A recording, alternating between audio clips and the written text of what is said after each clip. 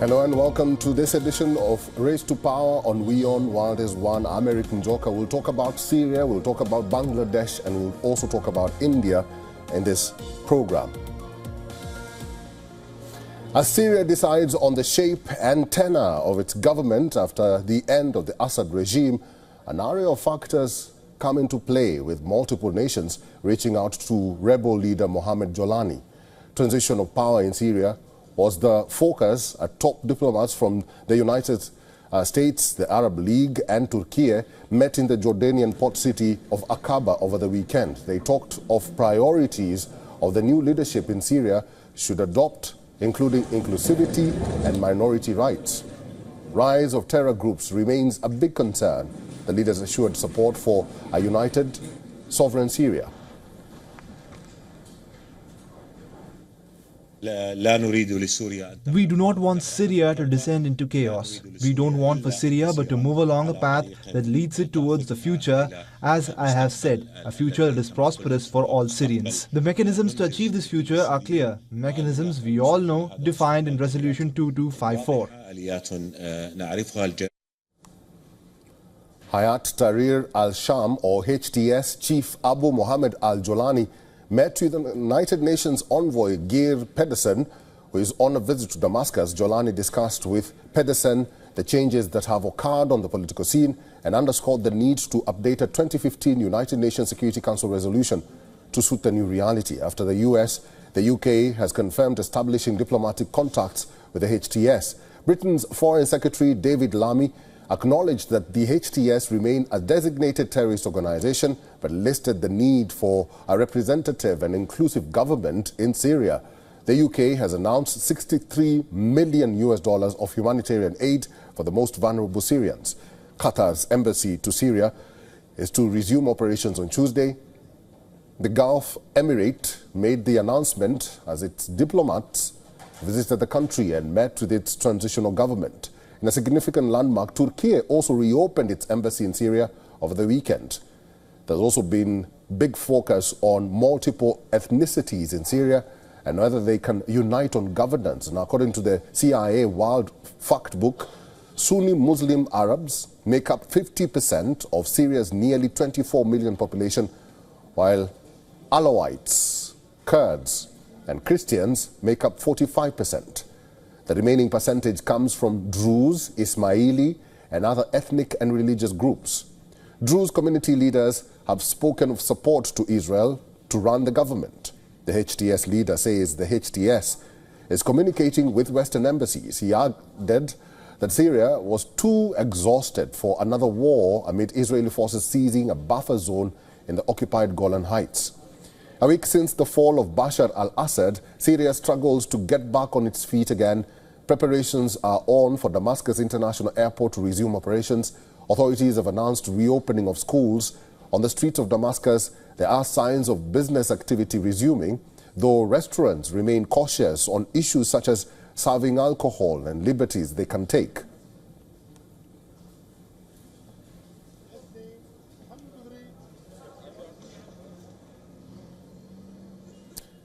Nader Hashemi is an associate professor of Middle East and Islamic politics at Georgetown University. He is now joining us live from Washington, D.C. Mr. Hashemi, good to see you and thank you very much for your time. Let me begin by asking you, the transitional government in Syria is talking about peace, is talking about unity, but the other parts of Syria are sort of divided because we have other communities who are saying that they want to be integrated into Israel. Will this unity call work?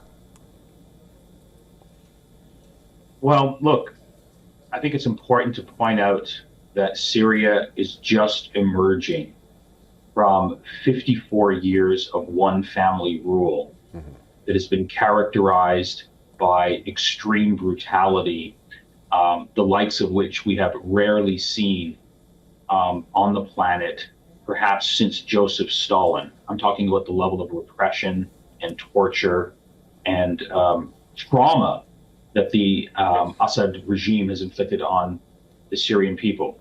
So that's important to keep in mind. We are at the beginning of a process where there is a political opening, and Syria has huge challenges going forward.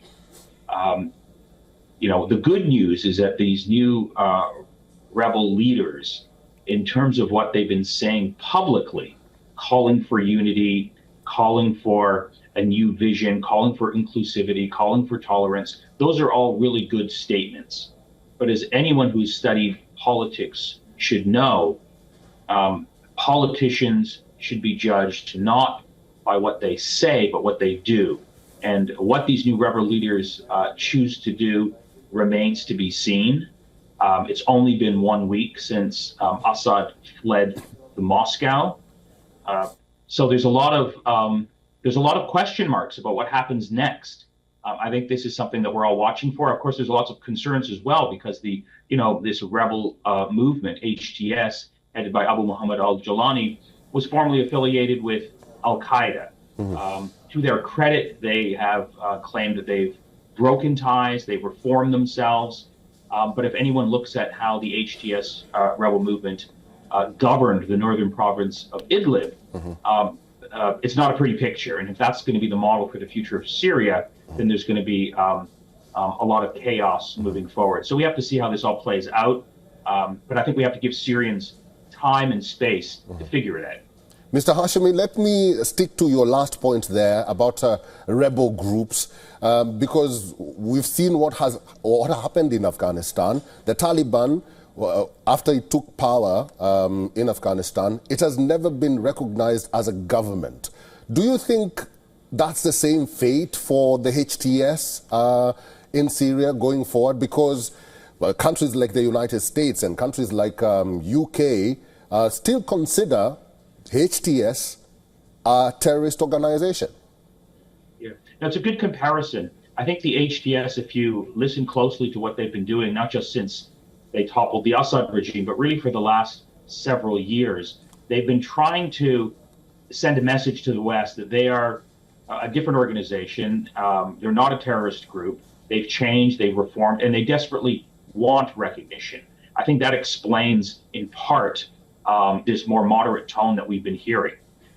Syria is different than Afghanistan in the following sense. It's much more geostrategically located in a more sensitive part of the world that matters for the West because of its proximity to Israel, because of its proximity in the Eastern Mediterranean, and its location beside American allies in the Middle East, primarily Turkey and Saudi Arabia and Jordan. So in that sense, I don't think the West is going to be able to simply isolate the HTS rebel movement like they have the Taliban for those reasons. I also think that, the HTS is not as extreme ideologically as the Taliban. So I think the parallels there also break down when one tries to make these comparisons. All right, we'll have to leave it there. Been talking to Mr. Nader Hashemi. Mr. Nader, thank you very much for your time and for talking to WION World is One today. Thanks for the invite. For all the latest news, download the WION app and subscribe to our YouTube channel.